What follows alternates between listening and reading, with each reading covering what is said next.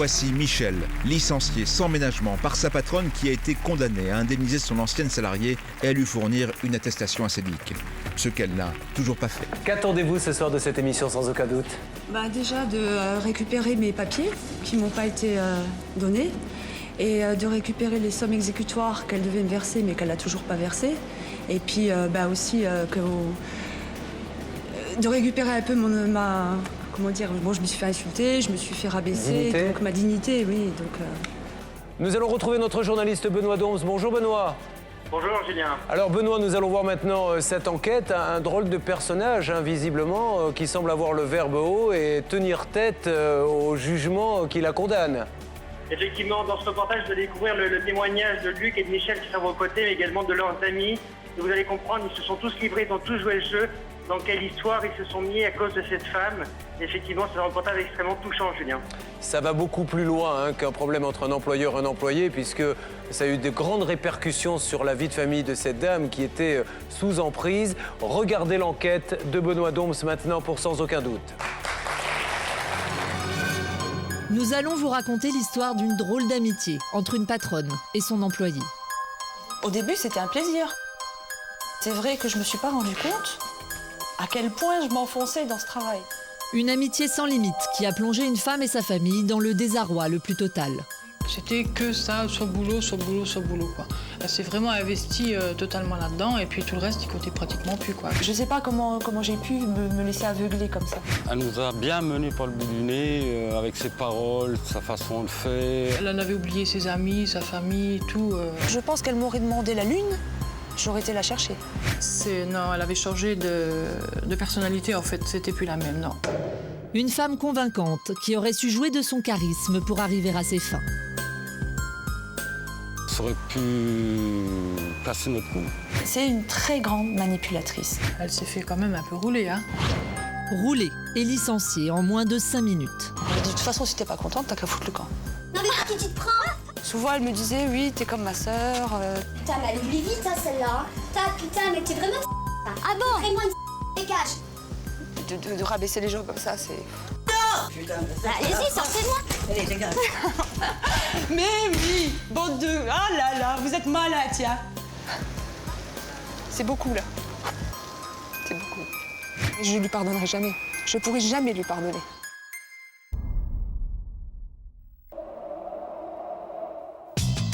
Voilà maintenant 3 ans que Michel se bat aux côtés de Luc, son mari, pour faire valoir ses droits face à son ancien employeur. Un combat de tous les jours qui, bien sûr, n'a pas laissé insensible la rédaction de Sans aucun doute. Nous sommes le 30 août 2007. Notre équipe décide de se rendre sur place, direction l'Est de la France. Pour mieux comprendre ce dossier, retour en 2004. À l'époque, Michel fait la connaissance de celle qui deviendra sa patronne et bientôt son pire cauchemar. On a très vite sympathisé, ça c'est vrai que ça a été assez rapide, quoi. Et franchement, moi j'avais une très bonne impression d'une dame gentille, agréable, quoi. En seulement 15 jours, les deux femmes sympathisent. La nouvelle amie de Michel est restauratrice. Elle lui propose un poste de serveuse à mi-temps au sein de son établissement. Le 2 juin 2004, Michel signe un CDI. Au début, vraiment, c'était une bonne entente, il y avait une bonne ambiance, ça allait bien, quoi. Ça allait bien. Franchement, il n'y avait rien à redire, quoi. Rapidement, une complicité très forte s'établit entre les deux femmes. Elle s'est très vite confiée, c'est devenu presque fusionnel, quoi. Et souvent, elle me disait, oui, t'es comme ma sœur, Et on était tout le temps ensemble, quoi. Michel ne compte plus ses heures et passe le plus clair de son temps au restaurant. Pour nous permettre de mieux comprendre la situation, elle décide de nous emmener chez Josiane, sa meilleure amie. Salut. Ça va? Ah ouais, ça va. Sa patronne lui avait vraiment mis, comme on dit, le grappin dessus, quoi. C'était que ça, sur boulot, sur boulot, sur boulot, quoi. Elle s'est vraiment investie totalement là-dedans et puis tout le reste, il comptait pratiquement plus, quoi, à côté, hein. Michel se dit totalement sous l'influence de sa patronne. Complètement absorbée par son travail, elle s'éloigne petit à petit de ses amis. Plus ça venait, plus elle avait de l'emprise sur moi. Plus elle me demandait de choses, autant du côté professionnel que personnel. Et elle lui demandait aussi de plus en plus d'heures. Au début, c'était un peu, et après, ah, tu peux me remplacer, je suis pas là. toujours de plus en plus. Il y a même son mari qui est venu dépanner comme ça pour aider parce qu'elle partait de plus en plus, quoi. Alors elle les laissait un peu livrés à eux-mêmes, souvent comme ça. Moi j'étais souvent là-bas, donc je pouvais le voir. Hein. Et si Michel s'investit autant dans cette affaire, c'est parce que sa patronne lui aurait fait des promesses. À l'époque aussi, elle nous avait fait la proposition de prendre le café en gérance, puisqu'elle voulait reprendre à l'époque une cafétéria. Donc moi, je me suis dit aussi, je m'investis, mais derrière, il y aura quelque chose pour nous, quoi. Donc, et finalement, tout ça, c'était faux, archi faux. Archi faux. C'était que du bluff. Selon Michel, sa patronne aurait bien compris qu'elle rêvait d'avoir son entreprise. À partir de là, elle en aurait profité pour tout lui demander. C'est une très grande manipulatrice. Michel affirme avoir été sous le charme et ne pas s'être rendu compte qu'elle était en train de se faire exploiter. Je ne sais pas comment j'ai pu me laisser aveugler comme ça, à ce point-là. Parce que bon, j'ai quand même plus de caractère que ça d'habitude. Et là, j'en avais plus du tout.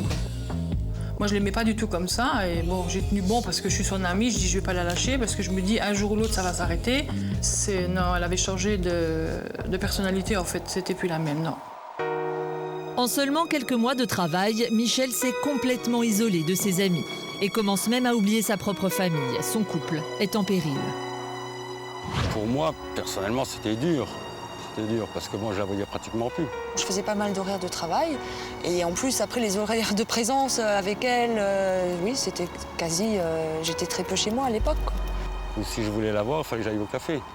Et puis même au café, voir sa femme au café, il y a les clients, aller plus avec les clients, c'était tout à fait normal qu'avec moi. Donc c'est sûr que c'était pas facile à vivre. Luc souffre de son côté, mais Michel ne voit rien. Pour elle, une seule personne compte, sa nouvelle amie. Elle est venue dormir à la maison, elle a même dormi avec moi. Elle a fait les repas de famille avec nous, elle a fait tout ça avec nous. Hein. Elle était tout le temps avec nous. Elle la considère maintenant comme un membre de sa famille. Comme l'atteste cette photo, elle décide même de la choisir comme l'un de ses témoins lors de son mariage. Mais 2 mois plus tard, tout aurait basculé. Le matin, pareil, j'étais à la maison et comme d'habitude, elle m'envoie un texto. Est-ce que tu peux venir? Donc bon, je vais au café. Et puis bon, je monte à l'appartement, on discute normalement, comme si de rien n'était, quoi. Il n'y avait pas de souci, il n'y avait pas de problème. Et je suis repartie donc un peu avant midi pour manger et je devais reprendre à peu près vers 14h. Quand je suis arrivée à 14h, elle avait complètement changé, quoi. Elle était complètement différente. Il y avait de l'électricité, quoi. C'était vraiment, on sentait, hein, c'était électrique. Très rapidement, le ton monte entre les deux femmes. Elle me dit, de toute façon, si t'es pas contente, t'as qu'à foutre le camp. Je lui dis, écoute, qu'est-ce qui se passe? Si tu veux qu'on en parle? Non, j'ai plus rien à te dire, t'as qu'à foutre le camp. Moi, ce que j'ai fait, j'ai pris mes clés, parce que j'avais les clés du café, bien entendu. Je lui ai rendu ses clés, je lui ai dit, écoute, je te redonne tes clés, et puis je suis partie, quoi. Donc je savais pas du tout ce qui arrivait, quoi. Je comprenais pas. À ce moment-là, dans ma tête, il y a plein de choses qui se bousculent. C'est de l'incompréhension, de la colère aussi, parce que je me dis, mais pourquoi elle me fait ça, quoi. Et puis de l'inquiétude, parce que je me suis dit, mais qu'est-ce qui se passe? Aucune procédure légale n'a été respectée. Jamais Michel ne recevra la moindre confirmation écrite de son licenciement. J'étais dans un état, je pleurais, je comprenais pas, quoi. Je comprenais pas ce qui se passait. Désemparé, Michel appelle tout de suite son mari. Quand j'ai Michel en ligne, elle n'était pas bien. Rien qu'à savoir, on entendait qu'elle n'était pas bien. Ça me fait jamais plaisir de se faire virer comme ça, quoi. Sans explication, sans motif, sans rien. C'est comme on dit, tu prends tes valises et tu dégages, quoi. Michel, sous le choc, va devoir désormais affronter sa patronne pour récupérer son argent et faire respecter ses droits. Mais le jugement, c'est... Tu t'en fous? Non, je m'en fous, moi, de toute façon. Ah, tu t'en fous du jugement? Elle a une somme. Attendez, elle a une somme. Oui, je suis d'accord. Si vous voulez que je vous sors maintenant. Alors j'ai dit dehors. Sortez-moi. La suite, dans un instant.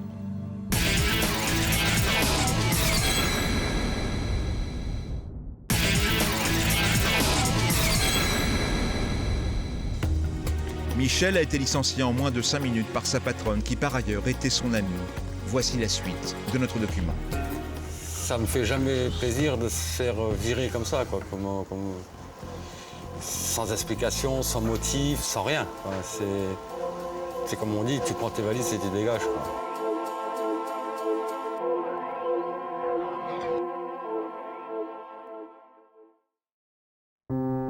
S'ensuit alors un long combat juridique. Michel assigne son employeur au prud'homme. Le 14 août 2006, le jugement est rendu. Et le verdict est sans appel. Il condamne la gérante pour licenciement abusif. Elle doit donc remettre à Michel son attestation acédique et lui verser au total près de 7 000 €. Mais la gérante refuse de se plier à la décision de justice. Sans ces documents, Michel ne peut même pas percevoir d'allocation chômage. Michel veut tenter une énième fois de faire réagir son ex-patronne et part à sa rencontre équipée d'une caméra cachée.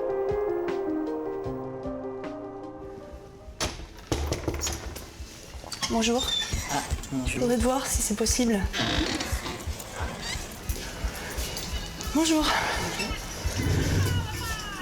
Je voudrais savoir ce que t'attends pour me donner mes feuilles d'acédique. Mais les feuilles d'acédique, tu les as déjà eues? Je suis désolée. Non, elles sont pas les chercher. Elles sont pas rectifiées. Il y a un jugement. Je ne peux pas les rectifier. T'as eu un jugement. Elle est ferme. Et même... Dis. Les fiches de paye. Non, j'ai dit dehors. comme ça. De toute façon, si je te donne, ça sera 5 € par 5 €. Je te donnerai rien. Non. C'est toi qui me dois de l'argent. Non. Et de quel droit je devrais te payer des horaires que t'as jamais fait? Pourquoi tu cries? Que j'ai jamais fait. Allez, maintenant ça suffit. Non, attends, ma gueule, celle-là. Vous n'avez pas à rester là. Allez. Elle me réclame de l'argent que j'ai pas à lui donner. Mais t'as un jugement. Ça te dérange pas de vouloir de l'argent comme ça sur le dos des gens? Non, mais pour qui tu te prends? Attends. Regarde rien. Vous êtes représenté par un avocat, maintenant vous sortez. Mais tout. je suis désolée, avocat. Allez, alors. hop. Avocat, mais attends. Mais attends, mais je rêve. Je viens de voir pour m'expliquer. Moi, une saloperie. Mais moi, attends, Je t'insulte pas. attends, je t'ai payé ton mariage, je t'ai payé plein de choses et tu me dois quoi? Tu m'as payé mon mariage? Non, mais il faut que T'arrêtes un petit peu? Et dis, tu me l'as retenu sur le salaire, le mariage. Mais elle rêve. Oh, purée. Donne-moi, alors donne-moi tes trucs. Ah bah oui, comme tu me payais en liquide. Dégage, maline, dégage, Foucan. Putain, mais elle oublie vite, hein, celle-là. Putain, mais t'es vraiment... Ah bon? Vraiment dégage. Je suis une... Bah, moi, je veux bien, si t'es d'accord, comme ça. Mais il y a un jugement qui a été rendu. Mais le jugement, c'est... Tu t'en fous? Non, je m'en fous, moi, tu fasses ça. Ah, tu t'en fous? Tu t'en fous du jugement? Elle a une somme...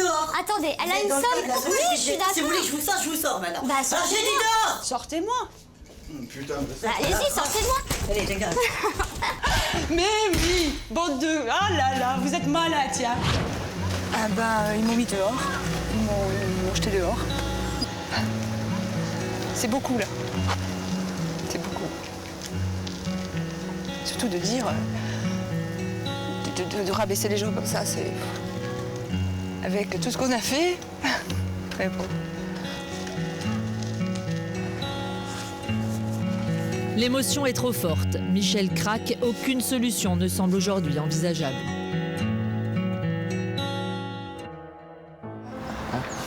C'est dur. Je lui en veux, quoi. Je lui en veux, je m'en veux. Parce que je lui ai fait confiance. Et puis que finalement, je me suis rendu compte que c'était une menteuse, que c'était une femme qui profitait des autres. Et puis bon, j'ai fait du mal autour de moi aussi, quoi, parce que je l'écoutais. Je l'écoutais, et puis finalement, tout ça pour se retrouver sali, quoi, aussi. Donc ça, c'est aussi une chose que je ne pardonnerai jamais, parce que le fait d'être sali derrière, c'est impardonnable. C'est impardonnable, quoi. Elle vous a même accusé à un moment donné de faire de la prostitution dans le bar, quelque chose comme ça? Oui, ça je l'ai appris quand on a entamé la procédure au prud'homme. Donc quand j'ai reçu les conclusions répliques de son avocat, dessus j'ai vu qu'il était marqué qu'elle avait eu une descente des services de police et qu'elle avait risqué une fermeture administrative pour prostitution. Et elle a pu le prouver, ça? Non. Non. Bon, elle a eu des témoignages Ouais, bien sûr. Hein, bien sûr, qui allaient dans son sens, comme quoi je me conduisais comme une serveuse de bouge, que j'aguichais les clients, que... c'était la... Bon, ça a été la goutte d'eau, quoi, parce bien que sûr. bon, ma famille vivant dans la même ville, mes enfants... Ça va vite, ouais. C'est bon. Alors, avant d'essayer d'avoir un dialogue qui s'annonce c'est déjà très difficile avec cette dame, faisons le point juridiquement. Une question, Loïc Skoarnek. Ça veut dire que si on tombe sur un employeur qui a décidé de ne pas faire les papiers quand il a licencié quelqu'un, on ne va pas toucher le chômage. On ne peut pas prouver avec ce jugement auprès des ACEDIC On peut effectivement, Julien, s'inscrire au chômage. On peut dire effectivement il y a rupture du contrat de travail reconnu par les prud'hommes, mais que va faire les ACEDIC? Ils risquent de se baser sur l'attestation ACEDIC erronée que présenteront ces personnes. Donc par conséquent, le montant des indemnités que les personnes vont percevoir sera proportionnel à l'attestation ACEDIC. On peut toujours s'inscrire. Le problème qu'ont ces personnes, qu'a Michel dans l'affaire, c'est que véritablement le montant de l'indemnité, le montant du mensuel qu'elle perçoit est dérisoire par rapport à la réalité qu'elle devrait obtenir. Elle était déclarée 100 et on lui donnait 50. Elle a tout intérêt à obtenir les documents ACEDIC le plus vite possible, d'autant qu'il y a une astreinte de 15 € par jour depuis le mois d'août 2006. Ça va quand même vite. Sur le terrain, Benoît Donse s'est lancé à la recherche de l'ex-patronne de Michel, qui est assez difficile à localiser entre les différentes sociétés dont elle est en charge.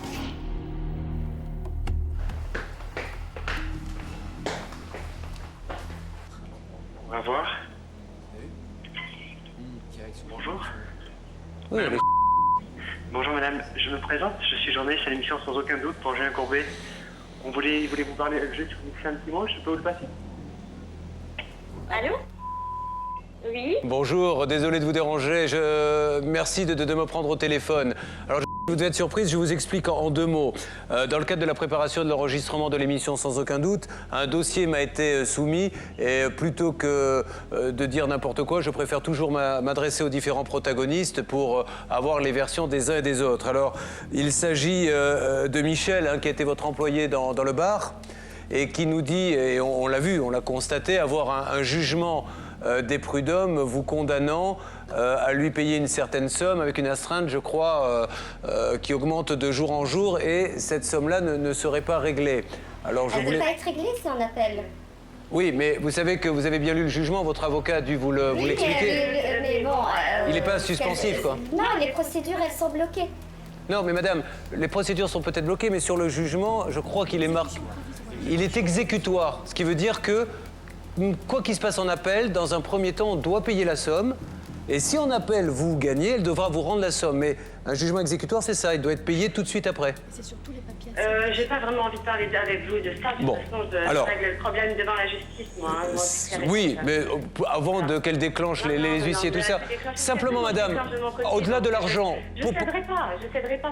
Non, mais je ne vous demande pas de céder. Voilà. Simplement de me dire pourquoi vous lui donnez pas son attestation qu'elle puisse toucher ses ACEDIC. Elle les a. Non, elles sont pas valables.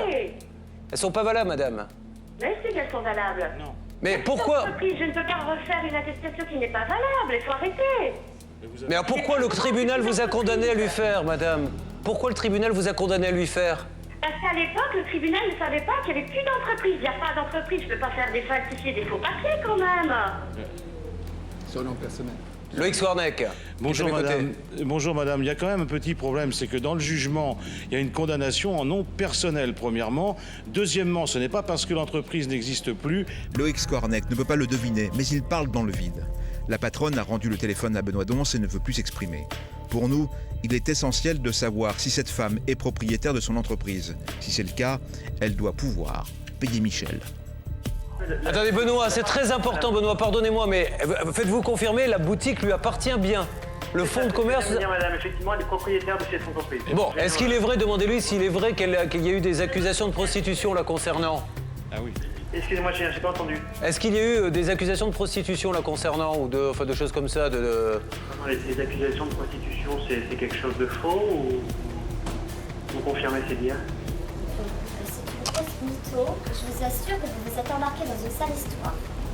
D'accord, alors d'après madame, Michel serait une mytho et nous sommes embarqués dans une sale histoire, Julien.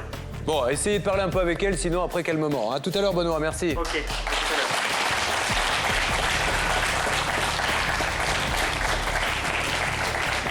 Bon, visiblement, c'est vrai que le jugement, elle s'en moque un petit peu, quoi. Elle s'en fout. Comme elle me l'a dit quand je suis allée la voir, elle s'en fout du jugement. Je suis une mytho. Et nous sommes embarqués dans une sale histoire avec vous. Mais j'ai bien l'impression. Non mais c'est fou quand même hein, de pouvoir tenir des propos pareils quand on a un jugement, quoi. C'est remettre en cause. Quand on voit les fausses accusations apparemment qui ont été portées contre Michel, on n'est pas étonné de voir la réaction de l'employeur. Hein. Ouais. Alors Benoît, vous êtes resté un petit peu dans le magasin, vous avez appris d'autres choses? Oui, alors il y a vraiment des choses étonnantes et je pense que ça peut rassurer Michel et Luc parce que cette dame m'a avoué qu'elle était propriétaire de 2 entreprises, qu'elle était propriétaire également d'un hangar de 600 mètres carrés de stockage pour ses fleurs parce qu'elle est un magasin de grossistes en fleurs et qu'elle est également propriétaire de 2 camions et en prévision de 4 autres camions semi-remorques puisque visiblement, de ce qu'elle m'a dit, son entreprise est florissante. Oui, c'est normal. Elle vend des fleurs. Mais tout ceci, vous avez la possibilité, vous, Benoît, de le vérifier assez rapidement? Écoutez, moi je vais vérifier, effectivement, je vais regarder, j'ai les noms des sociétés, donc je vais regarder, Julien. L'ensemble de ces informations est à vérifier. Mais si elles sont exactes, Michel touchera son argent. En attendant, pour s'inscrire à la CEDIC, il lui faut une attestation. Est-ce qu'on peut, ou est-ce une bêtise d'appeler les ACEDIC en leur disant, voilà, elle n'arrive pas à avoir son attestation et elle n'arrivera pas à l'avoir car elle est en conflit avec cette dame. Est-ce qu'au vu du procès, vous êtes prêt à indemniser? Alors, il existe tout à fait une possibilité de recours auprès des ACEDIC, mais il faut un titre définitif. Or, cette dame a fait appel. C'est vrai que cet appel n'est pas suspensif, qu'elle doit quand même payer l'argent. Cette décision est revêtue de l'exécution provisoire. Mais ça peut être infirmé en appel. Et donc, en général, les ACEDIC demandent un jugement définitif, c'est-à-dire une décision de cour d'appel. Alors, cette fameuse caisse, ensuite, qui paie les salaires quand un employeur est... Les AGS, quand un employeur est défaillant, peut-elle jouer dans ce cas-là? Elle pourra jouer dans ce cas-là, dans la mesure où la créance sera définitive, comme vient de dire... Donc, après l'appel? Après l'appel. Ils ne se prononceront pas avant. Il leur faut un titre. L'appel est prévu pour quand? Aucune idée, parce qu'il n'y a pas de date d'appel encore fixée. D'accord. On m'a dit que ça pouvait être très très long. C'est la cour d'appel de Metz, c'est 2 ans. 2 ans. Voilà, c'est incroyable. Dans les chambres, donc bon, voilà, pendant 2 ans. C'est très souvent très long parce qu'elles sont totalement débordées. Elle sait qu'à un moment donné, si elle gagne un appel, elle touchera obligatoirement l'argent des prud'hommes, qui étaient statut prud'homme, mais elle sait aussi que ça peut durer 2 ans. Justement, mais Julien, c'est justement ce sur quoi, trop souvent, certains employeurs jouent, préférant rendre exsangues les personnes, les obligeant quasiment à négocier au rabais, si vous voulez. Et ça, c'est un petit jeu qu'on connaît trop bien. Ils savent très bien que les procédures d'appel, comme il vient d'être dit, sont longues, et ils les mettent à genoux. Et j'espère que cette personne ne joue pas ce petit jeu-là, mais ce qu'on a vu dans le reportage me semble porter vers cette idée de voir, plutôt que de payer, les laisser traîner. Autrement dit, la situation de Michel est bloquée tant que le jugement d'appel n'aura pas été prononcé. Nous savons que cette patronne possède des biens, entreprises, camions, hangars. C'est ce qu'elle a affirmé à notre journaliste. Pour savoir si tout cela est vrai, il nous reste une piste, celle de l'huissier que Michel a mandaté pour faire exécuter son jugement. A-t-il trouvé du grain à moudre? La patronne peut-elle payer? Nous l'écoutons. À un moment donné, si elle gagne un appel, elle touchera obligatoirement l'argent. Allô?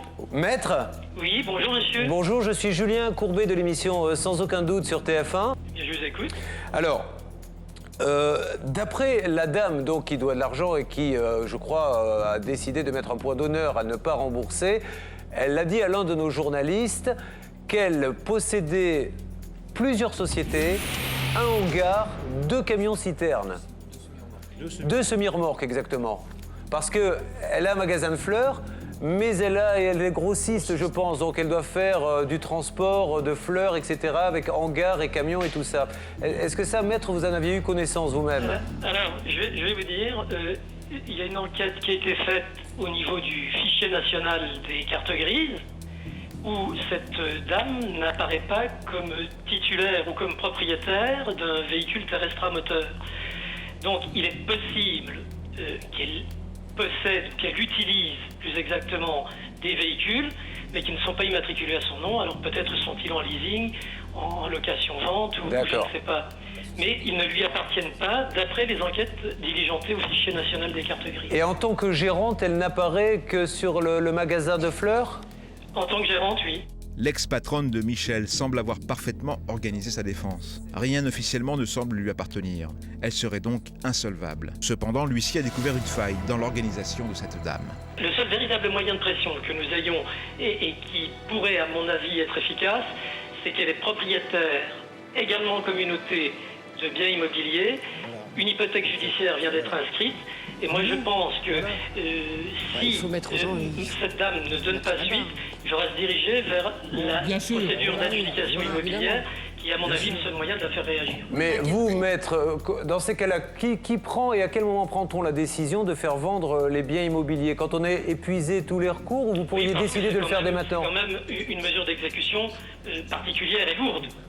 Il s'agit quand même d'immeubles, donc c'est la décision en dernière sort. C'est vrai que c'est un petit peu abstrait pour tout le monde. C'est un dossier qui était effectivement un petit peu difficile de compréhension pour un non-juriste, dans la mesure où cette dame a toutes les apparences d'une solvabilité, d'une bonne solvabilité, alors qu'en réalité, derrière, elle a organisé son insolvabilité. Mais elle ne pourra plus vendre les biens. Les biens immobiliers sont une hypothèque qui a été inscrite sur les biens immobiliers. Et vous avez-vous la certitude qu'elle possède au moins des parts sur ces biens immobiliers? Absolument. Bon, elle est propriétaire de la moitié. Ah oui, donc oui. Et ça couvrira, je suppose. Largement. Bon, parfait. Eh bien, écoutez, merci beaucoup, maître. Mais je vous en prie. Et je vous souhaite une très bonne journée et un bon week-end. Merci, maître. Bien, sauf rebondissement, si cette dame nous rappelle dans les minutes qui viennent. Nous, ce que nous allons faire, c'est reprendre contact, mais je vous conseille de le faire, madame, avec votre huissier, en lui disant maintenant, allez-y, et je ne peux pas croire une seconde qu'elle va vendre 2 biens aux enchères pour seulement 12 000 €. Ce serait suicidaire. Donc, mais au pire des cas, après tout, si elle a envie, elle le fera, mais vous toucherez votre argent parce qu'elle n'aura pas le choix. Ce qu'il faut, c'est que ça aille le plus vite possible. C'est pour ça qu'on va rester à côté de vous pour que le dossier accélère, d'accord? Mais je crois qu'aujourd'hui, elle a compris que vous étiez déterminé. Hein? Oui, mais parce que je crois que jusqu'à présent, elle se disait, oh, ils vont laisser tomber, ils vont... Mais bon, non, on ira jusqu'au bout. Voilà, et là, on va s'arranger avec l'huissier qui lui aussi a compris qu'il fallait vite agir. Bon, on ne vous laissera pas tomber, on reste en contact en permanence, d'accord? D'accord, merci beaucoup. Bon courage, merci beaucoup, à très vite. Merci à Loïc Stornek de l'association SOS Harcèlement Moral Stop. Merci à tous les deux, on vous accompagne.